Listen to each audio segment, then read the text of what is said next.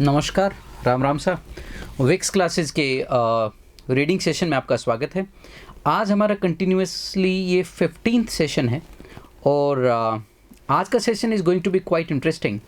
अभी आरबीआई ने कुछ मेजर्स लिए हैं, कुछ कदम उठाए हैं जिनके बारे में हम डिस्कशन करने वाले हैं। फर्दर मैं डिस्कशन करूँ उससे पहले आप चैनल को सब्सक्राइब कर लीजिए, दोस्तों के साथ शेयर करिए। Articles are very important for your vocab, reading skills and grammar के लिए भी, क्योंकि ग्रामर के बड़े एक्सट्रीमली इंपॉर्टेंट पॉइंट्स आते हैं। कई बार लेंदी होता है, so you get bored, but those who are dedicated to reading and clearing the exams shall follow the process. And having said that, ये कहते हुए मैं आपसे ये भी कहूँगा कि जो आर्टिकल है उसका PDF आप डाउनलोड कर लेते हैं लिंक से, फिर फर्दर उसमें आप आगे स्टडी कर सकते हैं।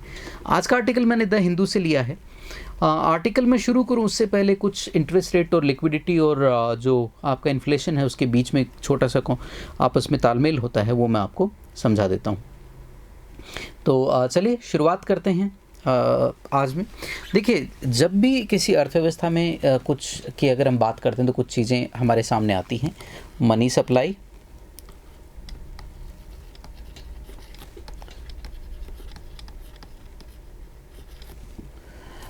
कई लोग फ्लो, और कई लोग इसे कहते हैं लिक्विडिटी, तरलता।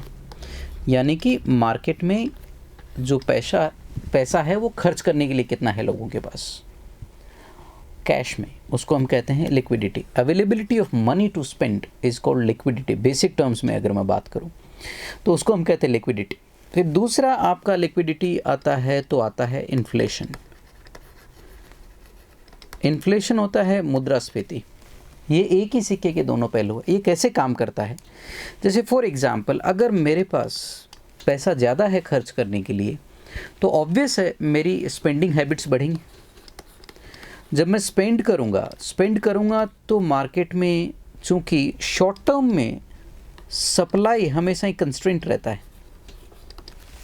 कि आप, खासकर अगर मैं बेसिक चीज़ की बात करते हैं फूड की, तो मान लीजिए आज फूड है तो फूड मार्केट में आता है, पेरिसेबल कमोडिटी है, जल्दी ख़राब होने वाली कमोडिटी है, तो एकदम से उसको तैयार करके मार्केट में लाने के लिए उसका कुछ स्टोरेज का भी कुछ ज़्यादा लंबा चौड़ा, आजकल तो खैर वेजिटेबल्स वगैरह स्टोरेज में, कोल्ड स्टोरेज में काफ़ी दिनों तक रहती हैं। बट शॉर्ट टर्म में किसी भी चीज़ की सप्लाई करना, एकदम से अगर डिमांड स्पाइक होती है तो वो असंभव हो जाता है। ऐसी स्थिति में जब आपकी डिमांड ज़्यादा है, सप्लाई शॉर्टर साइड में है, डिमांड हायर साइड में है, तो ऑब्वियसली मार्केट में जो मिडल मैन है ही चार्जेस मोर। जब वो आपसे ज़्यादा पैसा लेता है तो महंगाई, इन्फ्लेशन जो है वो बढ़ता है। इन्फ्लेशन बढ़ता है। इन्फ्लेशन बढ़ने से नुकसान क्या है? पैसा है तो खर्च करने में नुकसान क्या है? तो देखिए, जब आपका जो फ्रंटलाइन इन्फ्लेशन अगर बढ़ता है, तो खास विशेषकर अगर मैं फूड की बात करूं या बेसिक नीड्स, नेसेसिटीज़ की जो चीज़ें होती हैं, अगर प्राइसेस बढ़ती हैं तो उसमें गरीब तबका मारा जाता है। तो ज़रूरी नहीं है कि इनकम जो लेवल है वो गरीब और अमीर का सबका एक साथ इक्वली बढ़े। तो ये एक कारण होता है जहाँ पे इन्फ्लेशन जो है वो सबसे ज़्यादा गरीब तबके को हिट करता है। अब इसका इंटरेस्ट रेट से क्या लेने देना है? इंटरेस्ट रेट से क्या लेने देना है? मान लीजिए अगर अभी यहाँ पर इन्फ्लेशन ज़्यादा है, मार्केट में लिक्विडिटी ज़्यादा है, लिक्विडिटी और जो इन्फ्लेशन है उसमें डायरेक्ट रिलेशन होता है। इन्फ्लेशन ज़्यादा है, लिक्विडिटी ज़्यादा है, तो क्या करते हैं, आपकी इंटरेस्ट रेट्स बढ़ा दी जाती हैं। इंटरेस्ट रेट बढ़ाने से क्या होता है? इंटरेस्ट रेट बढ़ाने से जो है आपका एक तो लोन महंगा हो जाता है। यानी कि अगर आपका लोन महंगा, आपकी EMI महंगी होगी तो आपके पास खर्च करने के लिए पैसा कम बचेगा। लोन महंगा रहता है तो आप खर्च करने के लिए लोन लेने से भी घबराते हैं कि अभी यार ब्याज दर बहुत ज़्यादा है, EMI बहुत ज़्यादा आएगी, मैं इस लोन को नहीं लूँगा। तो स्पेंडिंग कम होती है। अगर पैसा हाथ में कम होता है तो स्पेंडिंग कम होती है। दूसरा, अगर इंटरेस्ट रेट हाई है तो आपको लगता है कि यार FD पे मुझे अच्छा खासा ब्याज मिल रहा है, तो आप क्या कर देते हैं, फिक्स डिपॉजिट कर देते हैं। फिक्स डिपॉजिट करते हैं तो जो आपका लिक्विडिटी है वो सिस्टम से सकआउट होकर डिपॉजिट करते ही वो क्या करती है, लिक्विडिटी सकआउट होकर मार्केट से बैंकिंग सिस्टम में चली जाती है। तो दो प्रभाव होते हैं सीधे सीधे। एक, ब्याज दरें बढ़ने से लोन महंगा हो जाता है, डिपॉजिट लोग ज़्यादा करते हैं तो उसकी वजह से लिक्विडिटी सक हो जाती है। ये पैराडॉक्स आपको बहुत जगह देखने को मिलेगा कि आप जब यूपीए गवर्नमेंट में, जब किसी एक ज़माना होता था जब जो हमारी अर्थव्यवस्था, और आज भी है इसमें कोई संदेह नहीं है, 75% इकनॉमी हमारी ब्लैक होती थी। तो instead of very high interest rate, inflation बहुत ज़्यादा था क्योंकि उस समय करप्शन का बहुत ज़्यादा पैसा आ रहा था। तो करप्शन का पैसा जब मार्केट में आता है तो क्या होता है, लिक्विडिटी ज़्यादा होने से, एक्सेस लिक्विडिटी होने से जो है वो चीज़ों की कीमतें बढ़ जाती है। गरीब के तो हाथ में करप्शन का पैसा आता नहीं, नेता बाबू ठेकेदार के पास आता है तो वो लोग स्पेंडिंग करते हैं।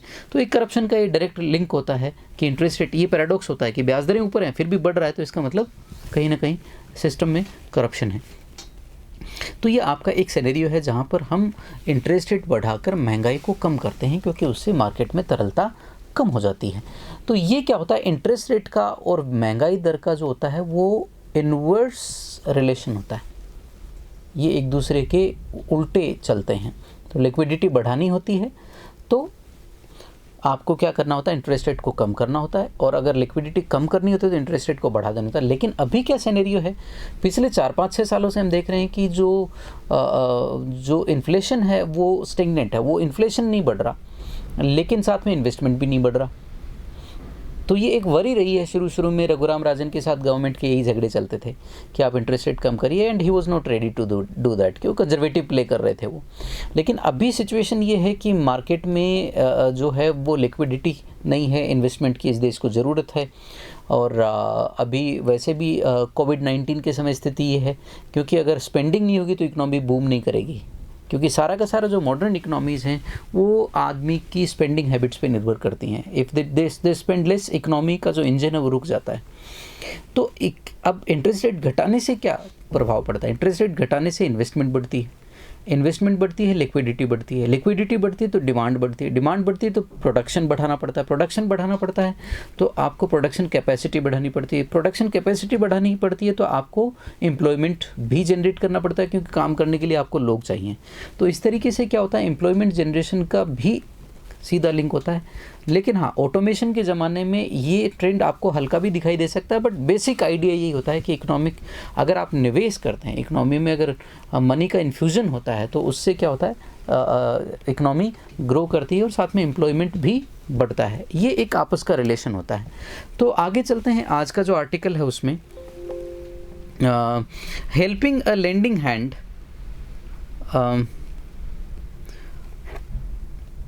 On RBI second lockdown stimulus. I think lending A helping hand सुना है हमने। जो बेसिक जो आपके सामने आता है वो क्या आता है, लेंडिंग हेल्पिंग हैंड, ये टर्म होती है। इसका मतलब होता है आप सहायता के लिए हाथ बढ़ा रहे हैं, लेकिन इन्होंने बड़ा ही जो है उल्टा लिखा है, हेल्पिंग अ लेंडिंग हैंड, कि जो लेंडिंग हैंड है उसकी सहायता की जा रही है। तो ठीक है, बड़े लोग, पढ़े लिखे लोग क्या होता है, शब्दों के साथ खेलते ज़्यादा हैं। फिर भी चलिए, जो इन्होंने जो बेसिक टर्म आती है उसको उल्टा करके लिखा है तो उसका भी अपना इनका अर्थ है। वही कहना चाह रहे हैं कि जो लेंडिंग करने वाला जो प्रोसेस है उसकी हेल्प करने के लिए RBI ने क्या किया। अब RBI क्या करता है, RBI जो होता है अपनी फिस्कल पॉलिसीज़ को जो है वो रिवाइज़ करता है हर 2 महीने में। तो फिस्कल पॉलिसी का जो रिवीजन होता है वो बेसिकली बाई मंथली एक्सरसाइज होती है, हर दूसरे महीने में ये होता है, 2 महीने के बाद ये होता है, यानी कि साल में 6 बार। Helping a lending hand on RBI second lockdown stimulus. जो सेकेंड लॉकडाउन स्टिमुलस है RBI का, उसके बारे में बातचीत कर रहे हैं। स्टिमुलस वो एक्टिविटी होती है जो किसी भी चीज़ को स्टिमुलेट करती है, बढ़ाती है। RBI has made life easier for banks. RBI ने बैंकों के जीवन थोड़ा आसान बना दिया है। It has given the government the Q का मतलब होता है यहाँ पे आपका सिग्नल होता है, इशारा, for a fiscal support plan. Fiscal support plan का इन्होंने एक सिग्नल दिया है। The RBI has infused oxygen into financial system. RBI ने ऑक्सीजन का इन्फ्यूज़न किया। इन्फ्यूज़ का मतलब होता है डालना, ऑक्सीजन इनटू फाइनेंशियल सिस्टम। जैसे हमारे शरीर को ऑक्सीजन ज़िंदा रखता है, वैसे लिक्विडिटी और जो पैसा जो है वो फाइनेंशियल सिस्टम को ज़िंदा रखता है। With a second set of measures, ये दूसरा उन्होंने क्या है उपाय अनाउंस किए हैं, announced on February by governor Shashikant Das to combat lockdown impact on the economy. जो लॉकडाउन का जो प्रभाव होगा नकारात्मक, उससे जूझना। अब भाई जूझेंगे तो उसी ना नकारात्मक प्रभाव है, तो कॉम्बैट का मतलब होता है टू जूझना होता है, लॉकडाउन इम्पैक्ट का मतलब प्रभाव ऑन इकोनॉमी पे प्रभाव जो होगा उससे जूझने के लिए। Most are aimed at maintaining liquidity, अभी हम चर्चा कर रहे थे। मोस्ट का मतलब होता है ज़्यादातर। देखिए यहाँ पे मोस्ट प्रोनाउन के तौर पे आया है, सब्जेक्ट के तौर पे। मोस्ट के साथ एक वचन बहुवचन दोनों तरह की वर्ब आ सकती हैं। ये काउंटेबल अनकाउंटेबल दोनों तरह का प्रोनाउन होता है, सॉरी सिंगुलर प्लूरल दोनों तरह का, तो मटेरियल के लिए भी यूज़ हो जाता है। Most are aimed at maintaining liquidity, ज़्यादातर जो है लिक्विडिटी को कायम रखने के लिए, तरलता को कायम रखने के लिए। द इकोनॉमीज लाइफ ब्लड, जो कि इकोनॉमी का लाइफ ब्लड होती है, ये मैं एक बार पहले भी आपसे डिस्कस कर चुका हूँ। Though there are some regulatory proposals, हालांकि कुछ नियंत्रक प्रस्ताव हैं। रेगुलेटरी होता है नियंत्रक, प्रपोजल्स होते हैं प्रस्ताव। Aimed at making life easier for banks, बैंकों का जीवन आसान बनाने के लिए। एनबीएफसी का नॉन बैंकिंग फाइनेंशियल कॉरपोरेशंस को एनबीएफसीज कहते हैं, कंपनीज को, एंड बोरोवर्स, तीनों की। तो बैंकों का जीवन, एनबीएफसीज का जीवन और बोरोवर्स जो उधार लेने वाले लोग हैं उनका जीवन आसान बनाने की बात कर रहा है। इट इज़ नाउ क्लियर, ये स्पष्ट है, the banks prefer to calibrate its moves, banks जो हैं वो एडजस्ट, कैलिब्रेट का मतलब होता है एडजस्ट करना, ऑप्टिमम यूज़ किसी भी चीज़ का आउटपुट निकालने के लिए, उसको हम कहते हैं कैलिब्रेट। मूव्स का मतलब यहाँ पे होता है कदम, प्रयास या एक्टिविटीज़ बेस्ड ऑन, आधारित, constant feedback from the ground, धरातल से जो उनके पास कांस्टेंट फीडबैक आ रहा है उसके आधार पे वो अपने जो एक्टिविटीज़ हैं उनको एडजस्ट करते हैं banks. The way it should be, जैसा कि ऐसा होना भी चाहिए। In what should be reassuring for markets, markets के लिए रीअश्योरिंग क्या होना चाहिए? Mister Das has categorical, Das was categorical, categorical का मतलब होता है यहाँ पे बहुत क्लियर और स्पष्ट है, that RBI would do, RBI करेगा व्हाट इट टेक्स, जो जिस भी चीज़ की ज़रूरत है टू सपोर्ट, सहायता करने के लिए, the economy and also monitor the evolving situation, और जो सिचुएशन इवॉल्व होकर क्रमशः विकसित होकर बाहर निकलती है उसके लिए करेगा आरबीआई जो कुछ भी ज़रूरत है। Indeed in fact RBI has been very generous, RBI बहुत उदार रहा है इन इट्स लिक्विडिटी मेंटेनेंस, तरलता बनाए रखने के लिए, मेजर्स, उपायों के लिए। इन रीसेंट टाइम्स, हाल ही के कुछ समय में, particularly so after the lockdown began in March, जब से मार्च में लॉकडाउन हुआ है तब से। There will surely be consequences, नतीजे तो होंगे फॉर इकोनॉमी, अर्थव्यवस्था के लिए, but that is a worry for another day, लेकिन वो तो दूसरे दिन की चिंता, अभी तो आज की आज कैसे जिंदा रहें इस कोविड की सिचुएशन में। The over reaching objective, over arching objective जो है इसके और इनके ऊपर से, सबके ऊपर से जो जाता हुआ जो ऑब्जेक्ट है वो है, now should be to keep the economy afloat, कि जो अर्थव्यवस्था है उसको बचाए रखना है, उसकी गर्दन बाहर रखना है। एफ्लोट का मतलब तैरते हुए। बाय डेवलपिंग, डिप्लॉइंग, डिप्लॉय का मतलब होता है तैनात करना वैसे तो, लेकिन यहाँ पे लगाने से ऑल द इंस्ट्रूमेंट्स, जो भी इंस्ट्रूमेंट है at the RBI command, RBI command में जो भी इंस्ट्रूमेंट है वो इकोनॉमी को जिंदा रखने के लिए, इकोनॉमी को बचाए रखने के लिए करेगा। The central bank has learned, central bank ने सीखा है फ्रॉम इट्स एक्सपीरियंस, अपने अनुभवों से, of targeted long term repo operations, जो targeted long term repo operations हैं टिल नाउ, अब तक, when banks prefer to deploy funds in bonds of PSUs and large corporates. जब देखिए क्या होता है, बैंक्स के पास जो एक्सेस लिक्विडिटी होती है उसको बैंक निवेश करता है, खासकर किस में, बॉन्ड्स में निवेश करता है। Funds in bonds and PSUs and large corporates के बॉन्ड्स में जो है बैंकिंग निवेश करता है। The RBI has called out this risk of attitude, और आरबीआई ने कहा है कि आप इससे बचिए, ये जो रिस्क ऑफ एटीट्यूड है कि रिस्क से दूर रहने का जो एटीट्यूड है, of banks while announcing further 50,000 crore TLTRO, जो टारगेटेड लॉन्ग टर्म रेपो जो ऑपरेशंस हैं उसके लिए बैंक ने कहा कि 50,000 crore extra, all of this has to be invested in bonds and paper of paper of NBFCs and micro finance institutions. और जो इनका जो पैसा है वो कहाँ इन्वेस्ट होगा? बॉन्ड्स और पेपर्स ऑफ NBFCs, जो नॉन बैंकिंग फाइनेंशियल कंपनीज हैं एंड माइक्रो फाइनेंस इंस्टीट्यूशंस हैं, ताकि उनमें लिक्विडिटी आए। The response to the next round of TLTRO will be interesting to watch. तो जो इसका रिस्पॉन्स क्या है वो क्या होगा? अब देखिए क्या होता है, RBI कई बार अपनी तरफ से ढील दे देता है, लेकिन बैंक्स क्या होते हैं, in order to book profits, वो बेनिफिट जो है वो एंड यूज़र तक परकोलेट नहीं करते हैं उसको। तो वहाँ पे भी RBI समय समय पर बैंकों को झाड़ता रहता है। Similarly, by reducing the reverse repo rate by another 25 basis point, देखिए बेसिस पॉइंट क्या होता है, 1 to 100 ये लोग हम यूज़ करते हैं, तो बेसिस पॉइंट परसेंटेज से भी होता है, 0.25% बेसिस पॉइंट कहते हैं। फॉर एग्जांपल मान लीजिए पहले आपका 4% था, तो अब किया है 3.75, यानी 25 बेसिस पॉइंट घटा दिया है। The RBI is made it further more unattractive for banks to indulge in lazy banking. अभी तो बैंकिंग ठीक है, PSUs में सेफ हेवंस में आपने पैसा बॉन्ड्स में पार्क कर दिया, तो इसको लेजी बैंकिंग कहते हैं। अब चूंकि रेपो रेट घटा है तो बैंकों के पास, रिवर्स रेपो घटा है तो बैंकिंग के पास भी लिक्विडिटी आएगी।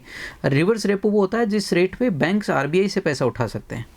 तो चूँकि RBI के पास, जो बैंकों के पास क्या होता है, अगर सस्ता पैसा आएगा तो वो थोड़े से उनका जो है रिस्क हेजिंग होगी, तो वो थोड़ा एग्रेसिवली लेंडिंग कर सकते हैं by parking excess funds with central bank rather than land.